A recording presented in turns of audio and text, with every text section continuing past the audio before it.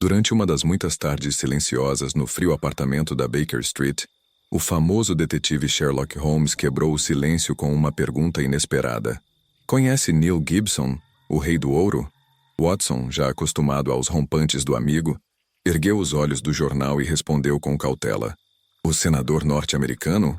Holmes assentiu com um leve movimento de cabeça. Exatamente. Representou um dos estados no Senado em Washington, mas é amplamente conhecido não tanto pela política, e sim pelo império financeiro que construiu. Um verdadeiro colosso de Wall Street. Há cerca de 5 anos, abandonou os Estados Unidos e se estabeleceu na Inglaterra, alegando querer acompanhar mais de perto o mercado de câmbio europeu. Mas acredito que havia razões mais pessoais por trás dessa mudança.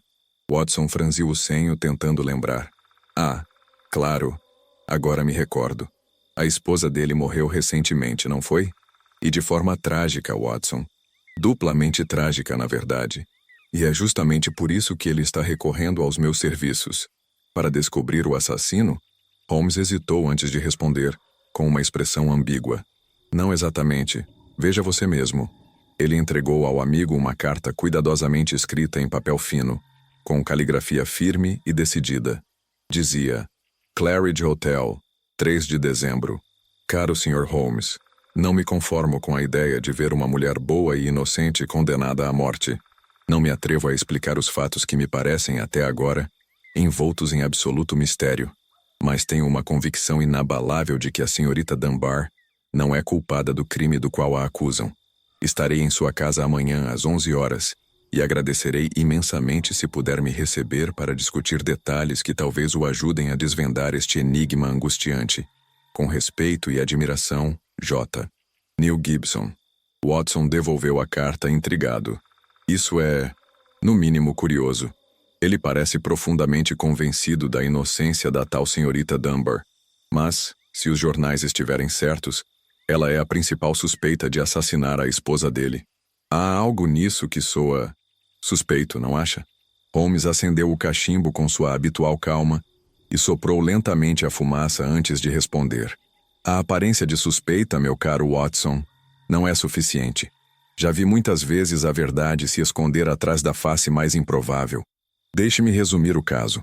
Gibson é conhecido por seu temperamento explosivo, mas também por uma surpreendente generosidade e senso de justiça. Quanto à falecida esposa, sabe-se apenas que era mais velha e que alimentava ciúmes crescentes da jovem professora contratada para cuidar dos filhos do casal. A senhorita Dunbar. Holmes fez uma pausa breve e continuou. A senhora Gibson foi encontrada morta, caída perto da ponte de Thor, a cerca de 800 metros do castelo onde viviam. Vestia um traje de soirée e apresentava no peito o impacto fatal de uma bala de revólver. Nenhuma arma foi encontrada nas redondezas. O primeiro a avistar o corpo foi um policial, que imediatamente chamou um médico e um fotógrafo. O local foi preservado para análise. Watson franziu a testa. Mas por que a professora foi acusada? Porque no fundo do seu armário, escondido numa caixa de lenços, encontraram um revólver. Faltava-lhe exatamente uma bala, do mesmo calibre da que matou a senhora Gibson. Holmes ergueu um dedo, impedindo o comentário de Watson. E havia mais. No corpete do vestido da vítima foi encontrado um bilhete. Um recado curto, marcando um encontro às 10 da noite justamente no local onde ocorreu o crime. O bilhete estava assinado por Grace Dunbar. E o motivo? Supostamente ciúmes e ambição. Miss Dunbar é jovem, bonita, e teria talvez despertado mais do que um afeto paterno no milionário. Se a esposa desaparecesse, quem sabe? Watson meneou a cabeça desconfiado. Mas Holmes já estava se preparando para receber uma visita que lançaria nova luz sobre aquele caso. O relógio mal havia soado 11 badaladas quando a campainha tocou com um timbre decidido. Um criado entrou, anunciando a chegada do visitante ilustre. Pouco depois, Neil Gibson surgiu à porta do apartamento. E, para surpresa de Watson, o homem que entrou não tinha nada da figura que ele esperava de um magnata de Wall Street.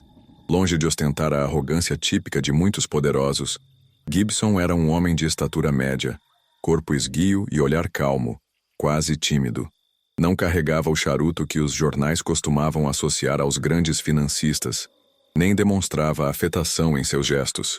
Havia nele algo de reservado, como alguém mais habituado ao silêncio dos próprios pensamentos do que ao burburinho das multidões.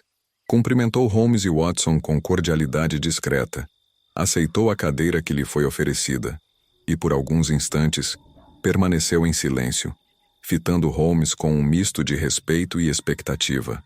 O detetive, por sua vez, o estudava com aquele olhar penetrante, frio e lúcido que tantas vezes desnorteava culpados. E também intimidava os inocentes. A tensão era visível no semblante de Gibson. Não parecia o nervosismo de quem teme ser descoberto, mas sim o desconforto de um homem prestes a revelar algo que fere suas emoções mais profundas. Havia ali a hesitação de quem carrega culpa, ainda que não por um crime, talvez por uma escolha mal feita no passado. Holmes percebeu isso e, sem rodeios, declarou: "Recebi sua carta, Sr. Gibson. Admito que o caso me intriga. Mas não posso me comprometer se o senhor ocultar qualquer parte dos fatos ou me fornecer informações imprecisas." O milionário assentiu energicamente. "Compreendo perfeitamente. Vim justamente para contar-lhe tudo. Absolutamente tudo o que sei. Nada será escondido." Holmes inclinou levemente a cabeça. "Então comecemos pelo mais importante. Qual era exatamente sua relação com a senhorita Dunbar?" A pergunta direta corou levemente o rosto de Gibson. Seus olhos piscaram com desconforto, mas ele respondeu com sinceridade quase dolorosa: "Eu a amo. E digo isso com toda a honestidade. Mas antes que tire conclusões precipitadas, preciso esclarecer uma coisa. Meu casamento foi um equívoco. Um erro que levei anos para admitir. Casei-me muito jovem, levado por impulsos românticos e por um senso de honra que hoje reconheço como mal direcionado." Ele fez uma pausa, respirou fundo e começou a relatar sua história pessoal. Disse que conhecera Mary, sua falecida esposa, no Arizona, numa época em que ainda buscava seu lugar no mundo. Trabalhava como cowboy, vivendo de pequenos serviços em fazendas e minas. Mary era filha de outro cowboy, e na juventude encantava com sua beleza simples. O envolvimento entre os dois foi inevitável. Prometeram-se um ao outro, mas a pobreza e a ambição levaram Gibson a seguir sozinho, com o compromisso de um dia voltar e desposá-la. 5 anos se passaram. Durante esse tempo não escreveu à moça, alegando que ela não sabia ler e que não queria que suas cartas fossem abertas por terceiros. Quando finalmente fez fortuna, comprando e revendendo uma jazida promissora, voltou para cumprir a promessa. Mary ficou radiante. Era como se a chegada de um príncipe a tivesse resgatado. Mas eu fui cego, Sr. Holmes. Não vi que, embora tenha cumprido minha palavra, estava unindo minha vida à de alguém com quem eu não tinha real afinidade. Ela se encantava com a cidade, com os vestidos, com o prestígio, mas não comigo. E eu, por outro lado, me sentia aprisionado por um laço antigo, por um sentimento que não era mais amor. Watson escutava com atenção, observando que não havia arrogância em suas palavras, apenas tristeza e arrependimento. Gibson prosseguiu, explicando como Mary se adaptou rapidamente às exigências sociais, tornando-se uma dama elegante. No entanto, intelectualmente, os dois nunca estiveram em sintonia, e isso, com o tempo, gerou um abismo emocional entre eles. A convivência tornou-se penosa, e as discussões, frequentes. Ela percebia meu distanciamento, continuou ele, e como muitas pessoas frágeis diante da rejeição, reagia com violência. Fazia cenas na frente dos criados, gritava, chorava. Depois, caía em acessos de autopiedade que davam a impressão de que eu a maltratava. A verdade é que nunca encostei um dedo nela, mas a imagem que ela projetava me pintava como um monstro. Holmes mantinha a expressão neutra, mas seus olhos, atentos, revelavam que todas aquelas peças começavam a se encaixar. "E quanto à senhorita Dunbar?" perguntou seco. Gibson endireitou-se na cadeira. "Contratei-a como professora dos meus filhos. Uma mulher inteligente, educada, paciente e, o mais importante, os meninos a adoravam. Infelizmente, Mary passou a tratá-la com crueldade, talvez por perceber que eu a admirava. E era verdade. Mas nunca lhe declarei nada. Sempre evitei qualquer situação que pudesse causar desconforto ou alimentar ciúmes. Mesmo assim, Mary ficou obcecada por Grace. Gibson prosseguiu, relatando uma mudança repentina e inesperada no comportamento de sua esposa.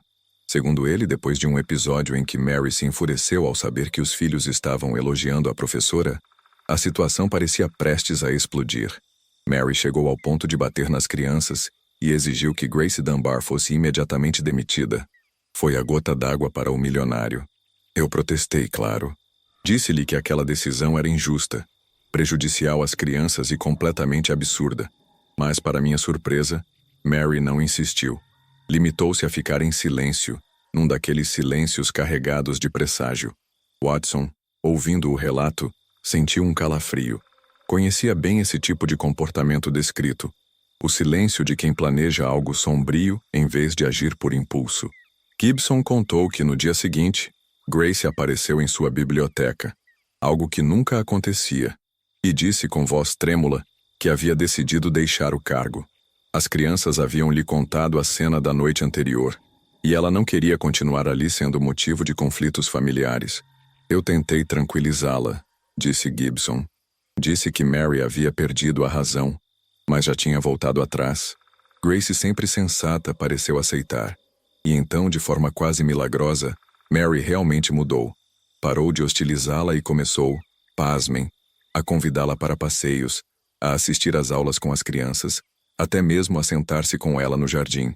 Aparentemente tornaram-se amigas. Holmes arqueou ligeiramente as sobrancelhas. E o senhor não viu nada de estranho nisso? Claro que sim. Mas, sinceramente, quis acreditar que Mary havia superado seus ciúmes. Evitei tirar conclusões precipitadas. Eu estava cansado de conflitos. Holmes recostou-se pensativo. Então, sem alterar o tom de voz, perguntou: durante esse período, chegou a ter alguma conversa privada com a senhorita Dunbar? Só uma, respondeu Gibson rapidamente. Aquela em que ela veio até minha biblioteca. E falamos por menos de 2 minutos. Eu fazia o possível para manter distância. Não queria causar novas desavenças. Grace era uma mulher decente, reservada, e eu não a colocaria numa situação que pudesse manchar seu nome.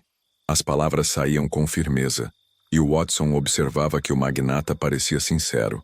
Não havia sinais de exagero, tampouco tentativas de autopromoção. Ele falava com a dor de quem sabe que agiu com boas intenções, mas que agora vê tudo desmoronar. Holmes então tocou na questão essencial. Mas como explica então a morte de sua esposa?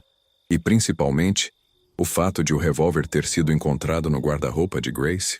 O rosto de Gibson se contorceu em angústia. Tenho pensado nisso incessantemente.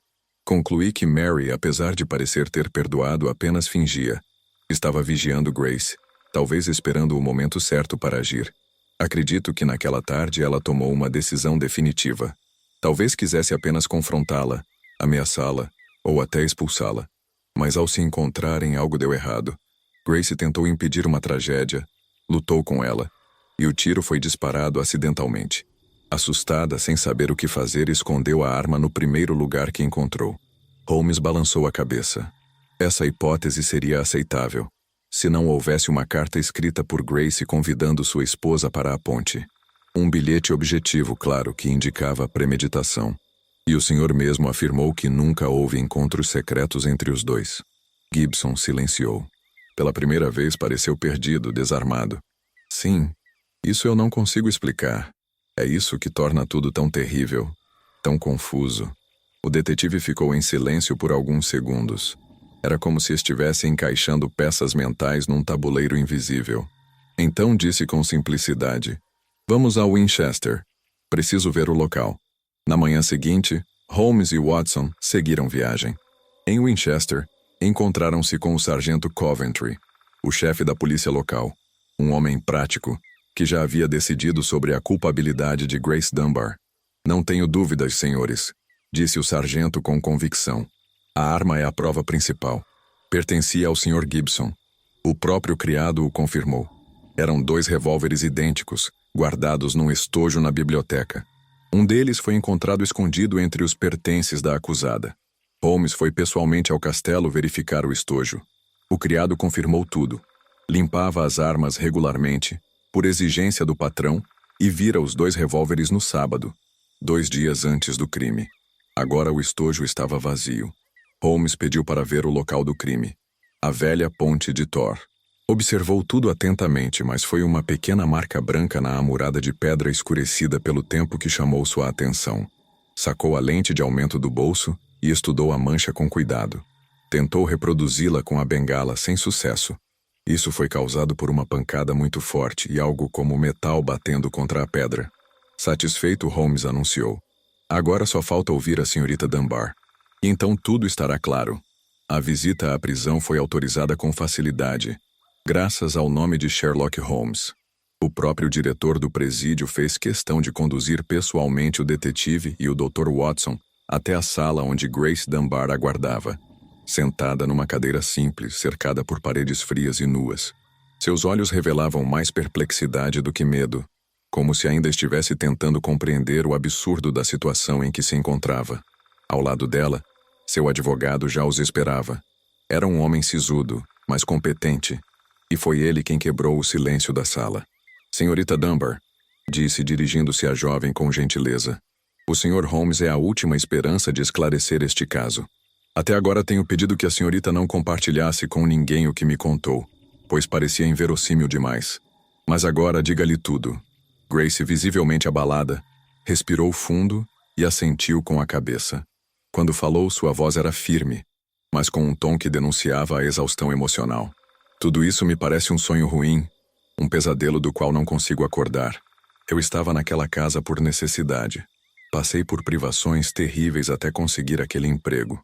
Além disso, criei um vínculo muito forte com as crianças. Eram doces, sensíveis, e eu as amava como se fossem minhas.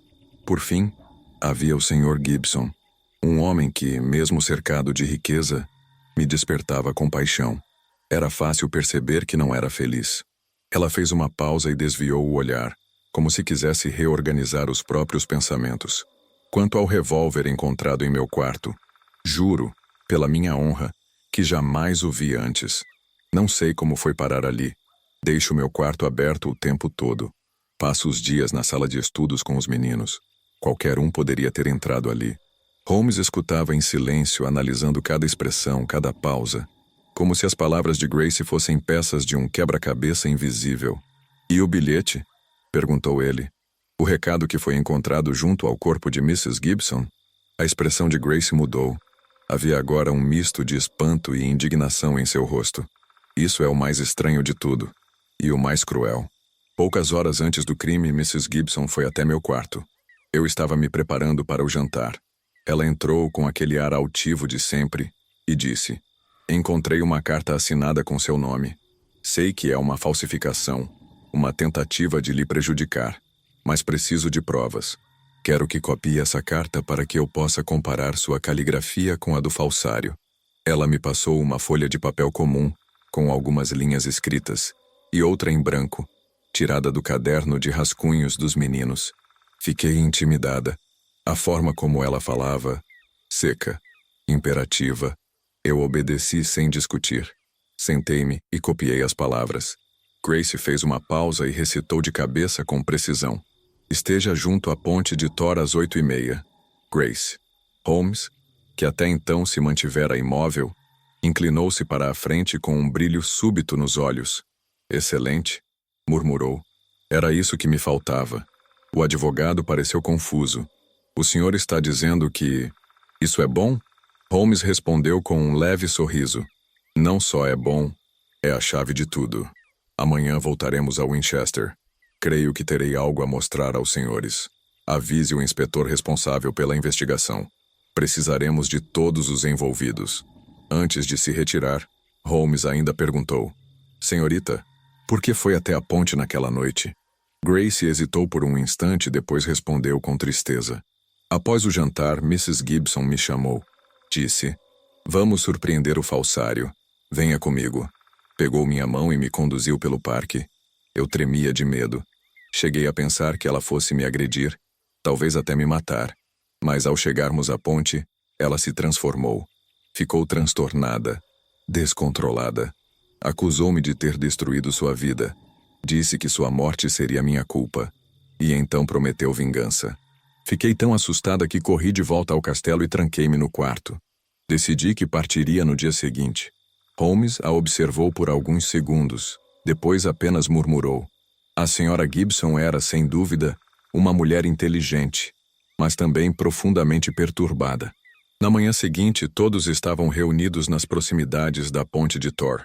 O sargento Coventry, o advogado de Grace Dunbar, o inspetor da Scotland Yard, Dr. Watson e, naturalmente, Sherlock Holmes, que trazia consigo uma maleta com alguns objetos inusitados.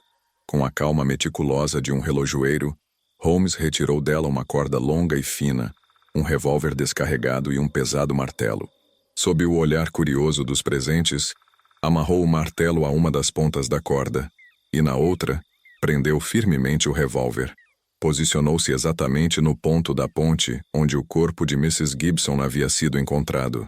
Atenção, senhores, disse, erguendo o braço com o revólver. E então, de forma repentina, soltou-o. O peso do martelo puxou o revólver com violência. A arma bateu com força na amurada de pedra, produzindo um som seco e deixando uma marca branca, idêntica à que Holmes observara no dia anterior. O revólver então caiu no rio, arrastado pela gravidade. Holmes virou-se para os presentes com um brilho de triunfo no olhar. Esta demonstração, senhores, prova duas coisas. Primeiro, que a marca encontrada na ponte só poderia ter sido feita por uma arma de metal colidindo violentamente com a borda. Segundo, que o ato de lançar o revólver ao rio com um peso preso a ele impede que qualquer vestígio reste visível, salvo pela marca que felizmente permaneceu. O inspetor da Scotland Yard adiantou-se surpreso. Quer dizer que... Exatamente, cortou Holmes. Mrs. Gibson não foi assassinada. Ela se matou. Planejou um suicídio cuidadosamente encenado para parecer homicídio e com um único objetivo, condenar Grace Dunbar à forca.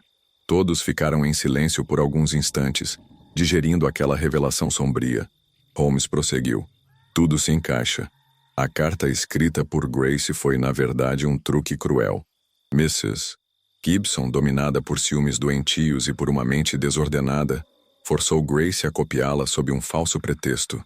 Em seguida, levou-a à ponte, acusou-a de ter arruinado seu casamento e saiu de cena.